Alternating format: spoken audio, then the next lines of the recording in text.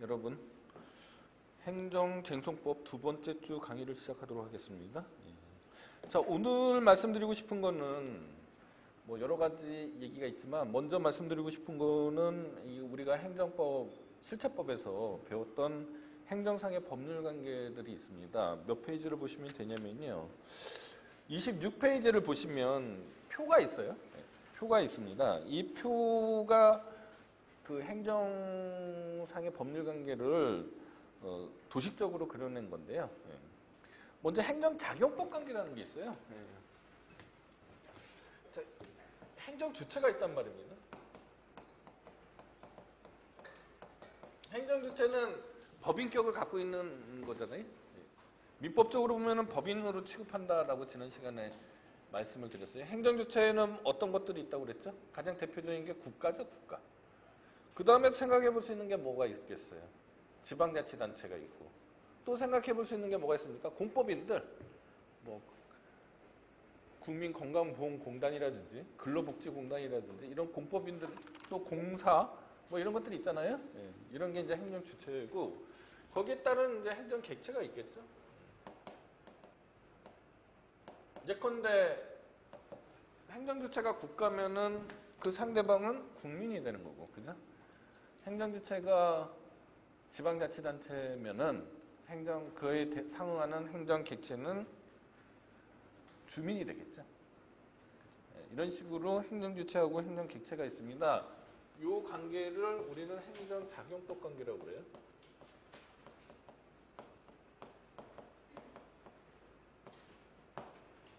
행정작용법 관계라고 하고, 행정주체 내에서요. 행정주체 내에서 이 행정안전부 장관이 있고요. 예컨대 행정안전부 장관이 있고 국방부 장관이 있잖아요. 그 둘 사이에도 분쟁이 있을 수가 있죠. 그 다음에 뭐 군대가 있고요. 국립대학이 있어요. 국립대학교하고 국립대학 학생하고, 그러면 교도소하고 교도소 수형자하고 이런 관계도 있죠. 그 우리가 뭐라고 행정실체법 때 배웠습니까? 요 관계는 일반 권력 관계라고 한다면 요 안에 이거를 뭐라고 배웠어요? 특별 권력 관계라고 배우지 않았어요? 그죠? 특별 권력 관계죠. 자, 그러면은 제가 지난 시간에 언뜻 말씀드렸는데 법률 관계라는 거는 권리 의무 관계고요. 권리 의무 관계는 사람을 전제로 하는 거잖아요. 권리 능력자들끼리의 관계잖아요. 그죠? 그러면은 요거는 대한민국이고 법인격을 갖고 있고요. 국민도 사람이니까 이 사이의 관계는 법률 관계죠. 분명하죠? 근데 이 안의 문제는 이게 과연 법률 관계인가? 그죠? 당연히 법률 관계인 것도 있죠. 예컨대 어떤 수용자가요. 어떤 수용자가 공무원으로 한번 예를 드는 게 더 이해가 쉽겠네요. 자, 어떤 공무원이 행정 주체를 위해서, 그죠? 행정 주체의 원으로서 행동을 하게 되면은, 그러니까 우리가 통상 얘기하는 그런 공무원의 역할을 하고 있으면은 그거는 기관이죠. 독립적인 법인격을 인정할 수 없는 거죠, 상대적으로. 그러나 그 사람이 공법상의 근로관계의 당사자로서, 그죠? 근로관계에 나타나는 뭐 연금 수령권자나 아니면은 뭐 법무상의 의무를 진다거나 이런 관계에 있어서는 이거는 사람인 거죠. 공법상 근로관계의 당사자로서의 공무원은 아까 행정 조직의 일 구성원으로서의 그 공무원하고는 물론 같은 사람이지만은 그 지위가 다른 거잖아요. 그거는 법률 관계인 거죠. 법률 관계잖아요. 공무원상의 근로관계는 공법상의 근로관계는 권리 의무 관계를 전제로 하는 거잖아요. 조금 이해가 어렵지만 잘 생각해 보면은 알 수 있죠? 예. 자, 그러면은 그 부분은 법률 관계인데 19세기 독일에서는요. 19세기 독일로 가게 되면은 이렇게 나누는 게 사실은 좀 넌센스이긴 한데 19세기 독일은 프랑스 혁명이 일어난 프랑스나 뭐 영국 이런 당시의 선진국들보다는 민주적인 법치 국가가 아니었던 거죠. 네, 그래서 군주하고 이 의회가 타협을 하게 됩니다. 네, 타협을 해요. 그래서 의회는 이관계는 의회가 규율을 하고, 그죠? 이 내부 문제는 군주의 영역으로, 그죠? 군적이 맞냐? 군주의 영역으로 이렇게 보는 겁니다. 군주는 행정 규칙으로 말을 하고, 그죠? 의회는 법률로 말하는 거죠. 여기까지 이해가 됐습니까? 따라서 요거하고 요거 사이의 관계는 법률 문제가 되는 거고요. 권리 의무 관계가 되는 거고, 요 내부의 문제는 행정 규칙, 즉 법률 유보의 원칙이나 법률 우위의 원칙이 작동되지 않는다는 거예요. 사법심사의 대상도 아니에요. 이게 바로 특별권력관계 이론이잖아요. 그런 특별권력관계 이론이 오늘날에 있어서 비판의 십자포화를 받아서 더 이상은 특별권력관계 이론을 적용하자는 견해를 찾아볼 수는 없죠. 그러나 약간의 특수성은 있습니다. 예컨대 교도소 수용규칙 같은 경우에 비록 법규명령으로 제정된다고 하더라도 법률에 위임을 받은 법규명령으로 제정이 된다고 하더라도 그 형성의 자유가 상당폭 넓게 인정되지 않겠습니까? 재량의 범위도 넓겠죠. 행정행위를 한다면. 그런 특수성을 갖고 있지만은 오늘날에 있어서 특별권력관계를 주장하는 사람은 없는 거죠. 어쨌거나 요 내부 문제를 행정조직법 관계라고 합니다. 그러니까 행정주체 측의 관계를 행정조직법 관계라고 해요. 근데 행정조직법 관계는 사실 두 가지로 나눌 수가 있어요. 이렇게 군대와 군인 이런 관계가 있고요. 이거를 행정조직 내부 관계라고 그래요. 행정조직 내부 관계라고 하고, 자, 지방자치 제도가 활성화되면서 조금 더 특수하게 행정주체가 예컨대 국가가 있고요. 또 지방자치단체가 있을 수 있잖아요. 물론 이제 지방 공법인도 있을 수 있죠. 요 관계도 있을 수 있죠. 근데 법인격을 갖고 있잖아요. 지방자치단체도 법인격을 갖고 있고, 그 다음에 국가도 법인격을 갖고 있기 때문에 행정조직 내부 관계하고는 좀 다르죠. 행정조직 내부 관계는 사람과 사람의 관계가 아니라서 엄밀히 따지면은 법률 관계라고 보기 어려운 경우도 있습니다. 자, 행정조직 작용법 관계도요. 행정작용법 관계도 잘 살펴보면은 여러 가지로 나눠질 수가 있는데, 먼저 국가나 지방자치단체, 즉 행정주체가 행정객체에 대해서 우월적인 지위에서, 그죠? 일방적으로 명령 강제하는 관계가 있을 수 있죠. 그거를 권력관계라고 합니다. 자, 일방적으로 명령 강제하는 행정법적 수단이 뭐겠어요? 지난 시간에 말씀드렸습니다. 그죠? 행정실질법적으로는 행정행위라고 그랬고요. 그죠? 행정소송법에서는 실정법적으로는 처분이라고 그러잖아요. 그러니까 처분을 매개로 해서, 주로 처분을 매개로 해서, 주로입니다. 예, 처분을 매개로 해서 일방적으로 명령 강제하죠. 결정하죠. 예. 권력관계의 주된 수단은 처분이 되는 겁니다. 그죠? 근데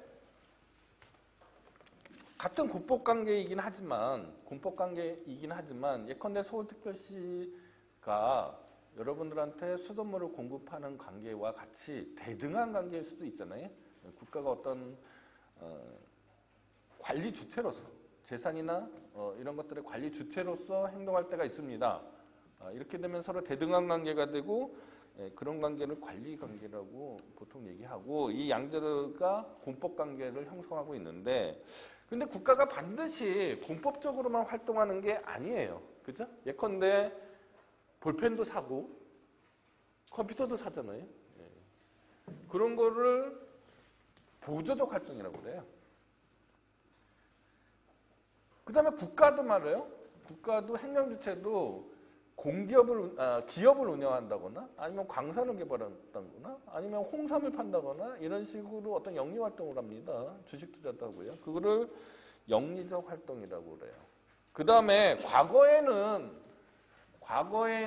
이 특히 관리 관계에 있어서요. 꼭 관리 관계만 그렇다는 건 아니지만 주로 관리 관계에 있어서 과거에는 공법적으로 활동하는 게 당연했던 것이지만 이거를 사법화해서 사법적인 방법으로 수행할 수도 있습니다. 이렇게 되면은 사법 형식에 의한 행정과제의 직접적 수행 활동이라고 설명을 하거든요. 자, 이런 거를 합쳐서 국고관계라고 하고 사법상의 법률관계, 사법관계라고도 합니다. 사법상의 활동이죠. 행정의 사법적 활동을 국고관계라고 그래요. 그러면 왜 국고라는 표현을 썼느냐? 이게 저한테 행정법을 공부하신 분들은 제가 설명을 해드렸는데, 그죠? 절대왕정 시대에는요, 그죠? 중세 절대왕정 시대에는 왕은 무오류죠. 왕은 무오류잖아요. 예. 동양에서는 왕은 하늘의 아들이잖아요. 천자고. 서양에서의 왕은 뭐예요? 왕으로부터 권력을 받은 애잖아요. 신으로부터 권력을 받은 애잖아요. 왕권 신수설이잖아요. 예. 그러니까 왕은 무오류죠. 그래서 왕의 행동은 과실이 있을 수가 없죠. 실제로 그렇다는 얘기가 아니고요. 걔네 이데올로기죠, 이데올로기. 허구죠, 허구. 근데 그런 식으로 논리를 짜는 거죠. 왕은 무오류입니다. 그런데 왕이 사냥터 가다가 갑자기 말이 미쳐 날뛰어서 농민들의 밭을 쑥대밭으로 만들었다. 이러면은 왕은 무오류인데 뭔가 배상을 해줘야 되잖아요. 그래서 국가와 분리된 국고라는 허구의 실체를 만들어 놓은 거죠. 그래서 그때는 국고라고 불렀어요. 그래서 손해배상하는 애죠. 그러니까 국가를 대신해서 매 맞는 아이라고 표현을 해요. 매 맞는 아이. 국가를 대신해서 매 맞는 아이. 그러면 이게 국가하고 국고가 원래 같은 거냐 다른 거냐 국가라는 하나의 실체의 다른 모습이냐 아니면 전혀 별개냐 지네들끼리 옛날에 여러 가지 견해가 많았겠죠. 중세 절대 왕정 시대 때. 하여간에 그건 역사적인 얘기들이고 거기에서 유래해서 국고관계라는 표현을 쓰게 된 겁니다. 그러니까 국가의 사법적 활동을 국고관계라고 그래요. 그 다음에 행정조직법 관계는 아까 설명해 드린 대로 행정조직 내부 관계죠. 내부 관계가 있고 행정주체 상호 간의 관계가 있겠죠. 그러면은 거기에 따라서 아까 행정소송은 그죠? 행정소송은 항고소송이라는 게 있고 당사자 소송이라는 게 있고 또 뭐가 있다고 그랬죠? 민중소송이 있고 기관소송이 있다라고 설명을 했잖아요.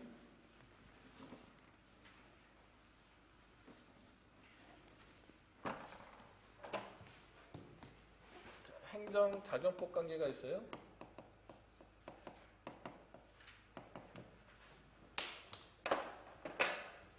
자경법 관계가 있고요. 행정조직법 관계가 있죠. 자, 행정조직법 관계는 행정조직 내부 관계가 있고, 그렇죠? 또 상호 간의 관계가 있다고 얘기했습니다. 행정주체 상호 간의 관계가 있죠. 국가나 지방 이런 법인격이 있는 행정주체 간의 관계가 있을 수 있잖아요. 또 행정자경법 관계는 공법 관계가 있고 국고 관계가 있는데 공법 관계는 다시 권력 관계가 있고 관리 관계가 있다고 얘기했어요. 자, 소송에는 크게 그렇죠? 소송에는 행정소송이라는 애가 있고요. 그 다음에 민사소송이라는 애가 있어요. 행정소송은 다시 항고소송이 있고요. 당사자 소송이 있고요. 민중소송이 있고 기관소송이 있어요. 근데 뭐 여기서는 민중소송은 별로 논할 게 없죠. 왜냐면은 이거는 국민투표나 뭐 주민소송, 뭐 국민투표 무효소송 이런 것들을 얘기하는 거니까 특별히 여기서 논할 건 없습니다. 자, 권력관계죠. 공법관계면은 일단 행정소송입니까? 민사소송입니까? 권력관계는 공법관계잖아요. 그죠? 행정소송이에요? 민사소송이에요? 행정소송이죠. 근데 권력관계는 아까 뭘 주로 매개로 한다고 그랬죠? 처분이죠. 처분을 리뷰하는 소송이 뭐죠? 항고소송. 이렇게 연결이 되고. 반드시 그렇다는 게 아니고 대략 그렇다라는 얘기입니다. 자, 관리관계는 공법관계잖아요. 그럼 행정소송이에요? 민사소송이에요? 행정소송이죠. 행정소송인데 대등한 당사자에 관한 소송을 뭐라고 그랬습니까? 사이의 소송은? 당사자 소송입니다. 이렇게 연결이 되고. 국고관계는 공법관계예요? 사법관계예요? 사법관계죠. 사법관계인데 대등한 사인 간의 소송을 뭐라고 부르냐? 민사소송이라고 불러요. 네, 그럼 이렇게 연결이 되는데 여기까지는 좋은데 아무리 행정 주체가 사법적으로 활동한다고 하더라도 사사로운 어떤 개인들하고는 지위가 다르죠. 권한도 다르고요. 그잖아요. 따라서 예컨대 뭐 국가가 운영하는 어떤 도서관이 있다고, 병원이 있다고 치자고요. 뭐 예컨대 서울대병원을 생각해보자고요. 그럼 서울대병원에 환자를 가려서 받을 수는 없죠. 사설병원도 민간병원도 가려받을 수는 없을 것 같은데 의료법이라는 법이 있어서 뭘 예를 들어야 될까요?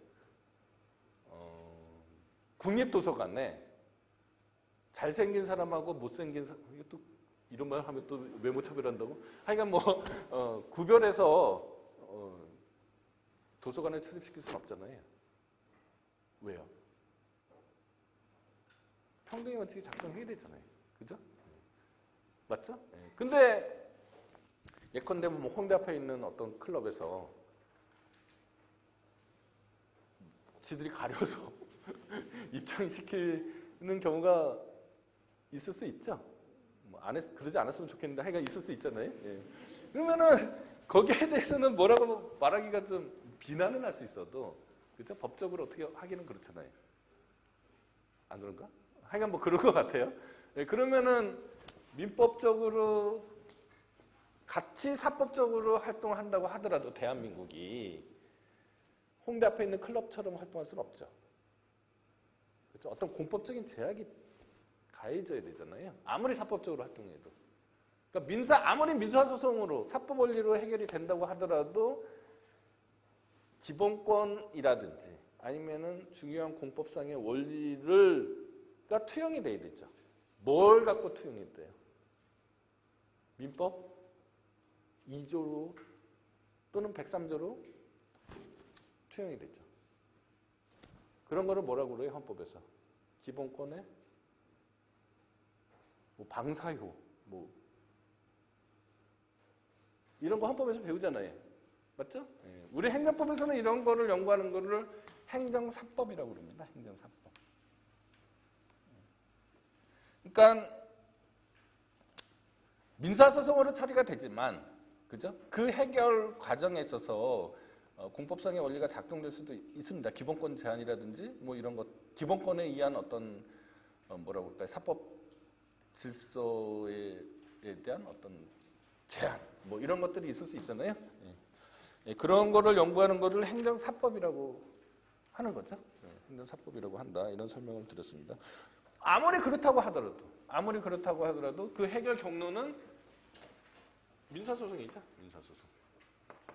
자, 그 다음에 문제예요. 행정조직 내부관계란 말입니다. 행정조직 내부관계는 어떻게 처리돼야 되는 거냐. 그죠? 원칙적으로는 행정조직 내부관계는 여러분들이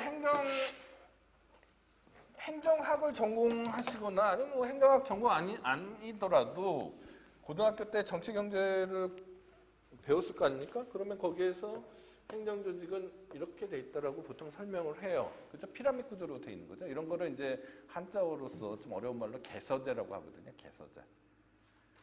개서제로 돼 있습니다. 따라서 예컨대 여기에 뭐 행안부 장관이 있다고 치자고요. 여기에 뭐 국방부 장관이 있다고 치자고요. 예를 들어서 어느 마을에요.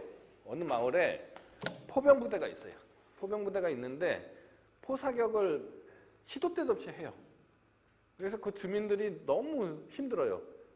그래서 그 동네 경찰서에 장을 찾아가서 그 포대장에게 소음 방지 명령을 해달라고 요청을 해요. 그러면은 경찰서장이 포병 대장에게 포사격 중지 명령을 할 수 있을까요?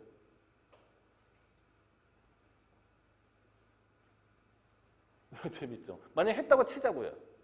했으면은 그러면 포병 대장은 경찰서장을 상대로 포사격 중지 명령 취소 소송을 제기할 수 있겠냐는 거죠. 안 되죠, 안 되죠. 왜 안 돼요? 일단 경찰서장이나 포병 대장은 사람이 아니에요. 아닌 거죠. 권리 능력자가 아닙니다. 그 다음에 그게 권리가 아니죠. 자기의 권리가 아니잖아요. 법인격을 갖고 있는 사람의 권리가 아니잖아요. 그냥 대한민국을 위한 권한의 행사죠. 이런 거를 이제 나중에 배우겠지만 법률상 이게 아니다라고 설명합니다. 예? 그 다음에 이 행정행위도 아니에요. 행정행위 정의를 보시면은 국민에 대해서잖아요. 그죠?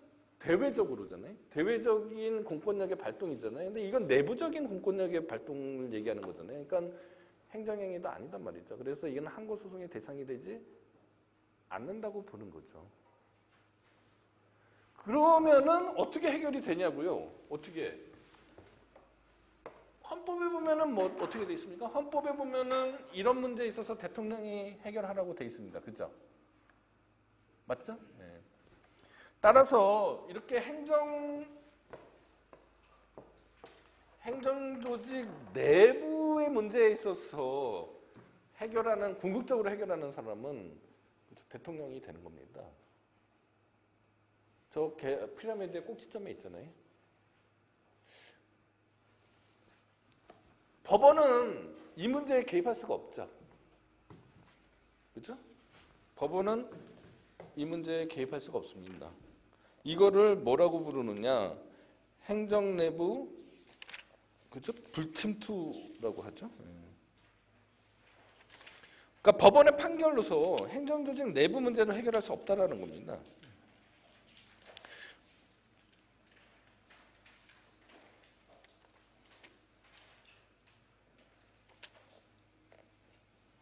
그러면은 왜 그러면은 이렇게 피라미드 구조로 돼 있고, 그죠?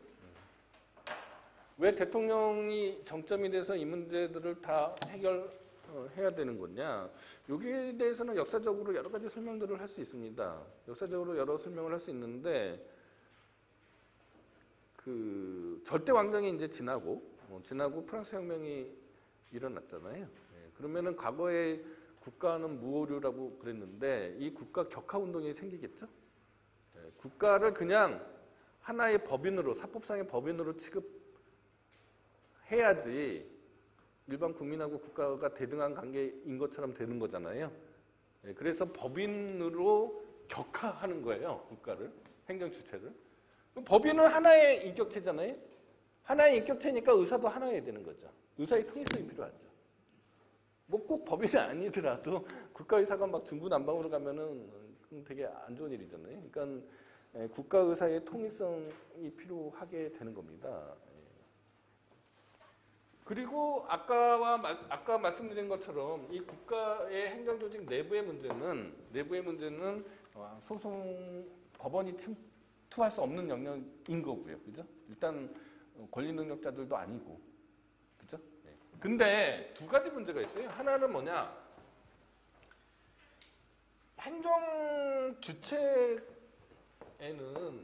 이렇게 돼 있는 조직이 있어요. 그러니까 끝이 뾰족하지 않고요. 양쪽으로 이렇게 돼 있어요. 그러면은 다른 건 문제가 없는데 요 정상에 있는 얘네 둘 사이에 분쟁이 생기면 해결할 방법이 없다라는 거죠. 누군가는 여기서 나서서 이 둘 사이의 분쟁을 해결해 줘야지 이 행정주체가 활동을 할 수 있게 되는 거잖아요. 아까 말씀드렸던 지방자치단체의 경우에는 예컨대 서울특별시 의회하고 서울특별시장 사이에 대등한 관계이면서 그 위에 뭐가 없잖아요. 이 문제를 분쟁을 해결해 줄 뭐가 없잖아요. 그래서 이때는 할 수 없이 대법원이 관여를 하게 됩니다. 대법원이 지방의회하고 지방자치단체장 사이에 분쟁이 발생했을 경우에 이 문제를 해결하도록 지방자치법에 규정돼 있어요. 그걸 아까 뭐라고 불렀어요? 무슨 소송? 기관소송이 되는 겁니다. 그러니까 기관소송은 원칙적인 소송의 모습이 아닌 거죠. 이렇게 특별한 경우에 있는 거죠. 그 다음에 또 하나의 문제는 뭐냐면요. 또 하나의 문제는 자 이렇게 돼 있는데 최근 들어서 어떤 문제들이 있냐면은 이른바 이 독립적인 위원회 조직들이 있어요. 독립적인 위원회 조직들이 있습니다. 예컨대 국민권익위원회가 있다고 치자고요. 이 국민권익위원회는 요 피라미드 바깥에 있어요. 바깥에 있어요. 근데 국민권익위원회가 예컨대 어떤 국가조직, 행정조직의 장에게 과태료 처분했다. 또는 뭐 과징금 처분했다. 또는 뭐 시정 조치를 명했다. 이렇게 되면은 지금 이게 대통령이 해결해 줄 수 있는 게 아니잖아요. 대통령의 권한이, 지휘권이 국민권익위원장에게 미쳐지지 않잖아요. 왜냐면은 독립적인 조직이니까. 그죠? 이런 독립적인 위원회 조직들이 몇 개가 있어요. 그럼 여기에서 나타나는 그러면은 공법상의 분쟁은 어떻게 하냐는 거죠? 어떻게 하냐는 거예요? 여기에 대한 뾰족한 답은 없습니다. 일단 항고소송을 제기하라고 하기에는 왜냐면은 권리능력자가 아니잖아요. 또 법률상 이익이라고 보기도 어렵잖아요. 뭐 이런 문제가 있고요. 기관소송으로 해결하자고 하기에는 기관소송은 법정주의잖아요. 근데 이게 법으로 되어 있지 않단 말입니다. 따라서 이 부분이 굉장히 어려운 문제였는데 일단 30페이지 주 51을 보시면은 판례는 항고소송으로 해결을 했습니다.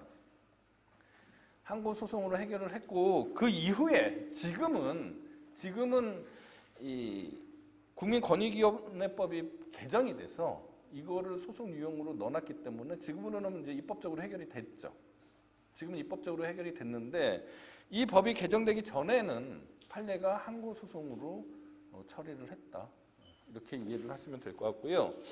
자, 그리고 여기까지는 이제 해결이 됐고요. 그 다음에 이제 남아있는 게 이제 행정주체 상호 간의 관계입니다.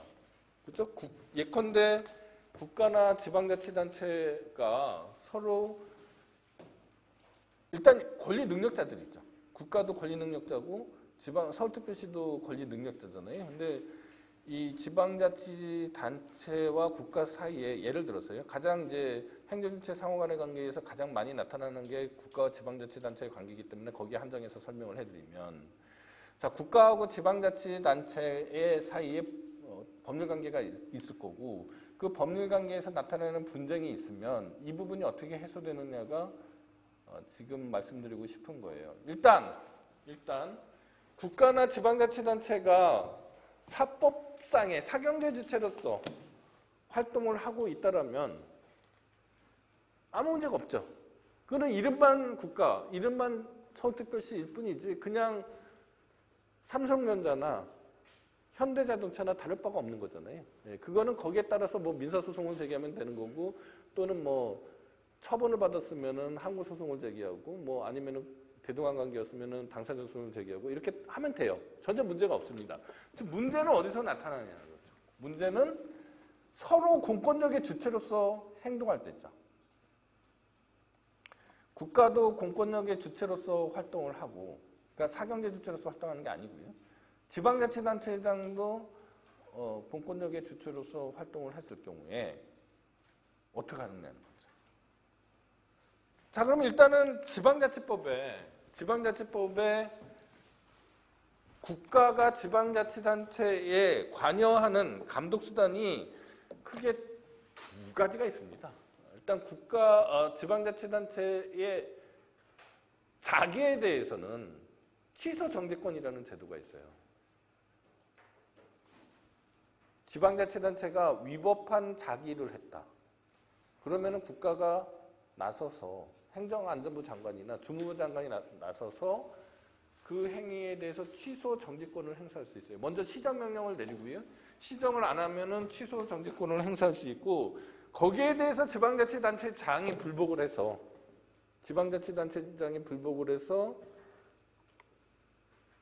취소 정지권에 대해서 취소 정지 조치에 대해서 대법원에 제소를 할 수 있도록 되어 있습니다.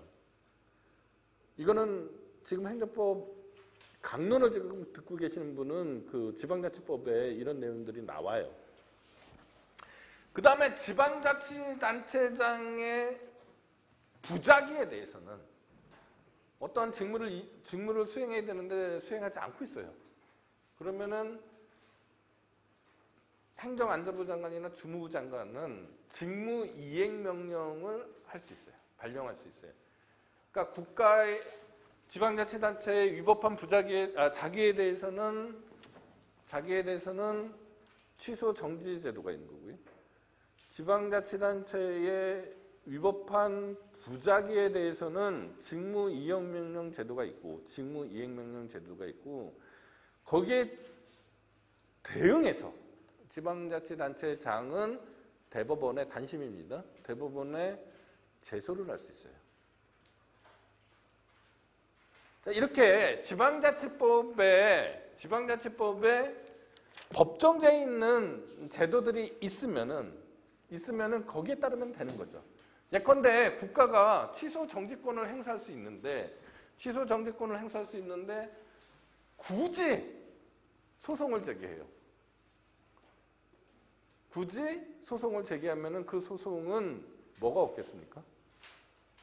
소외이익이 없게 되겠죠. 그러니까 소송 안 하고 그냥 자기가 취소 정지권 행사하면 되잖아요. 그런 원리로 선고된 대법원 판례가 32페이지에 있는 2005도 6935 판결입니다.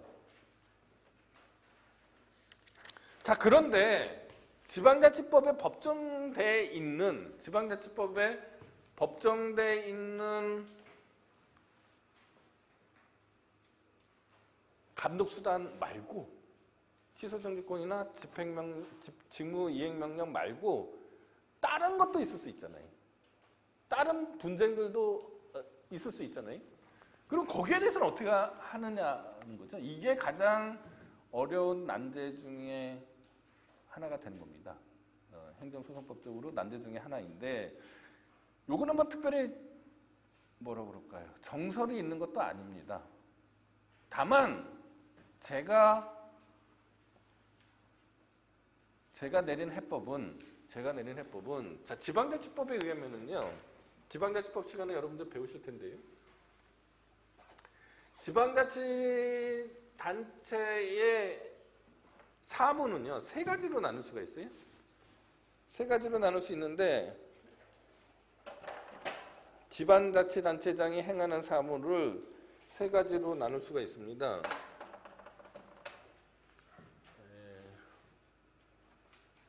일단 국가사무인데요. 국가사무가 있고 지방자치단체 사무가 있습니다.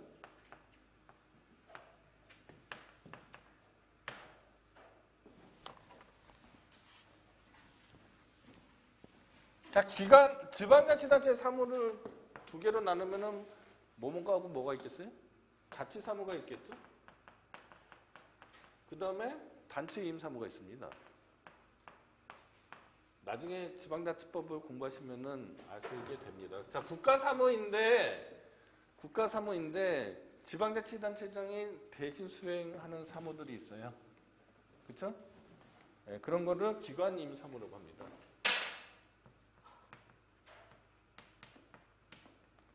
이게 무슨 얘기냐 하면은, 자, 지방자치단체가 원래 고유한 자기의 일이 있잖아요.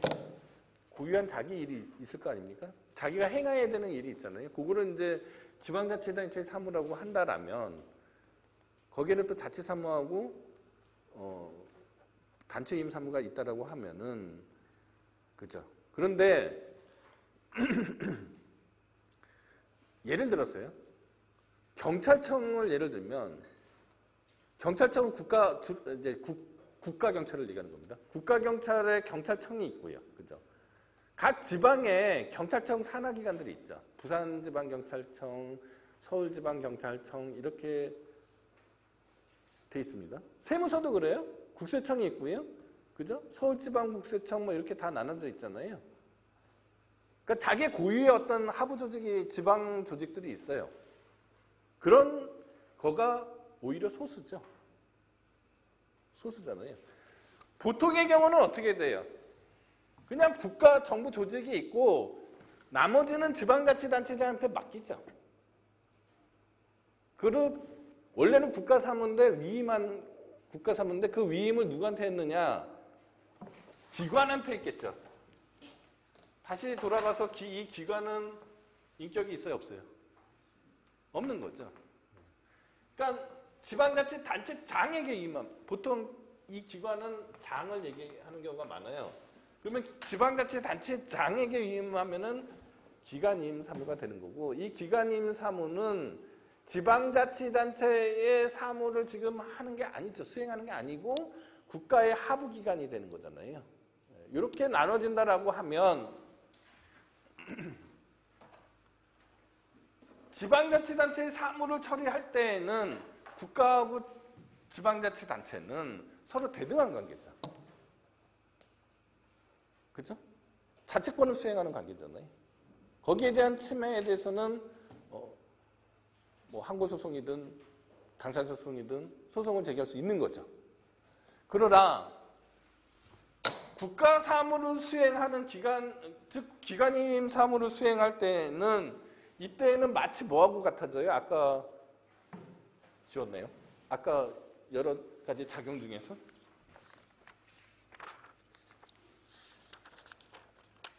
26페이지에 있는 표 중에서 어떤 거하고 비슷해집니까?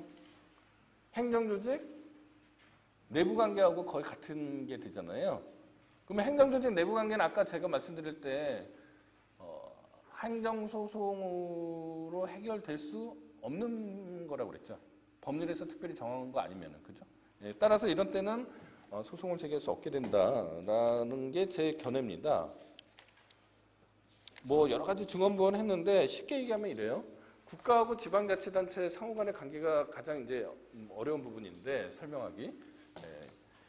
국가하고 지방자치단체가 사경제 주체로서 활동할 때는 그거는 뭐 여기서 문제가 되는 게 아니죠.